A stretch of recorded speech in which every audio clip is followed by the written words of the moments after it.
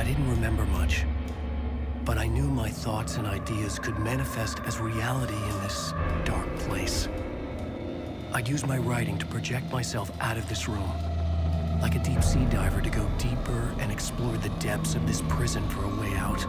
Now that we are at the end of 2023, it is safe to say that it has been the wildest gaming year since 2018, with titles like The Legend of Zelda Tears of the Kingdom, Baldur's Gate 3, Spider-Man 2, Diablo 4, Street Fighter 6, Starfield, Super Mario Wonder, oh boy, Star Wars Jedi Survivor, Alan Wake 2, Resident Evil 4 Remake, Hogwarts Legacy, Armored Core 6, Lies of P, and I can go all day.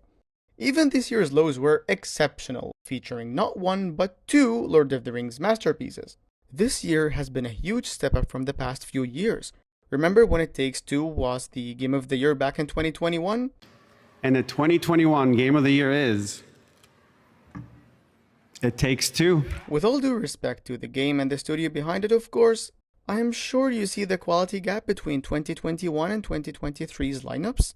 And even though I'm still overwhelmed by the amount of great titles we got this year, and I'm still far from done giving each of the ones I mentioned its chance, Baldur's Gate 3 being among the games I'm yet to try simply because turn-based combat isn't really my thing, but so far I can confidently confirm that Alan Wake 2 has been one of the year's biggest highlights for me, if not the biggest. A quick disclaimer, this is a no spoiler video, but I'm working on another to discuss Alan Wake's 2 wonderful story in further detail.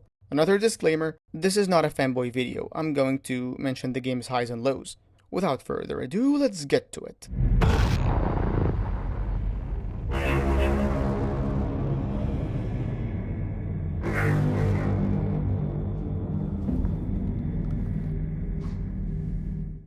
Alan Wake 2 is an astonishingly polished survival horror experience. Like its predecessor, the game focuses greatly on the narrative, for which it deservingly got an award at the Game Awards. And the award goes to Alan Wake 2. Unlike its predecessor, however, the gameplay has been altered drastically into something far more challenging, tense, and simply better. I played the original Alan Wake a few months ago in preparation for this sequel, and the gameplay was alright, but what kept me going was the story. Although good, but it was sort of stretched. If you played it and then watched Sam Lake's recap, you surely know there are about 6 hours of game time he didn't even bother to mention. In short, Alan Wake 1's deep story and fascinating soundtracks are the reason it's special. Alan Wake 2, however, improves upon every aspect possible, expanding greatly upon the already great story, transforming it from a story exclusively about Alan into something far bigger and far more complicated, introducing a plethora of new characters, like the new playable FBI investigator Saga Anderson and Alex Casey, who is played by Sam Lake himself. What makes the storytelling even more interesting is the fact that Remedy embraced the unity between Alan Wake and Control in a single universe more than ever, which was an excellent idea, and one that's making me excited for the yet-to-be-announced Control 2. The story is so brilliantly written. Although it expands massively upon the universe introduced in the original game, it never suffers from any identity crisis. Instead, it carries off seamlessly from where Alan Wake 1 left off, very directly connected to it in a way that would hit different to those who played the original game, without making it hard for newcomers to catch up to the story with a recap video or two. The story alternates between Alan, who is stuck in the dark place since the original game's ending, writing another story in an attempt to escape, and Saga, an FBI detective investigating ritualistic murders in a very well-paced formula, keeping you on the edge of your seat with all the surprises IGN gracefully spoiled in their review, plot twists and reveals that will sometimes make your jaw hit the floor, and at others make you immediately pause the game to look for an explanation over Reddit, thinking you might have missed something which you haven't. It's just the weirdest thing since Death Stranding's first trailer.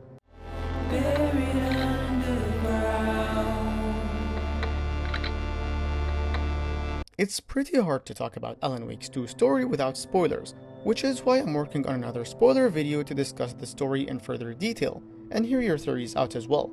But for now, let's just move on to gameplay.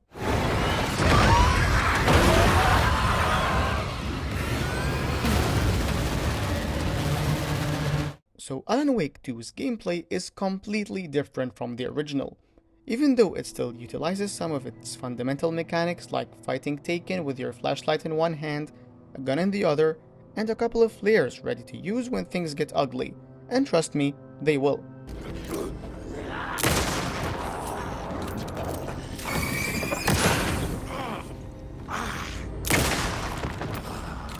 The gameplay is a variety of investigation sequences, tying clues you discover together in Saga's Mind Place, which has the best transition ever. Fighting Taken, which I will talk about in detail momentarily, altering your surroundings with Alan. The Caldera Street station sign was there, but the entrance was missing. I had to make it appear. And watching a few live-action cutscenes, which on paper didn't really seem like the brightest idea, but a charismatic cast and some near-perfect direction made it a very welcome addition to an already fantastic game. What's the problem, Alan? Because on more than one occasion, you voiced your reservations about the adaptations. It's not that. They're their own thing. They've gone with choices that are different from mine. The visuals are hands down the best I've seen this year. On more than one occasion, I wondered whether this was an in-game cutscene or a live-action sequence. Do I know you? I know you from somewhere. You've just forgotten again. We're in it together. Don't worry. I got you now. We've been working great. I'm losing you. Hello? Hello? You can easily imagine the texture of Alan's suit just by looking at it. This is complemented by the beautiful sunsets you'll watch as Saga, and the instant change of scenery when Alan alters his surroundings in the dark place, which constantly got me like, man, that is sick.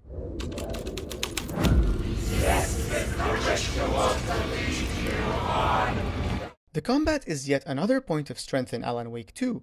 Both Alan and Saga possess a variety of guns that keep combat fresh throughout the 20-hour experience. Ammunition is scarce, so in a very Resident Evil-y fashion, you will always be after that satisfying headshot and that explosive weak point, to take your enemies out, consuming the least amount of ammunition possible. Such aspect is greatly supported by Remedy's decision to throw a far less amount of enemies at you than they did in Alan Wake 1, but making each encounter, even with the most basic of enemies, an actual threat that could lead to your death if you're not careful. Speaking of death screens here are the GOAT. There's actually a full interview with Sam Lake just to discuss their creation. That's how good they are.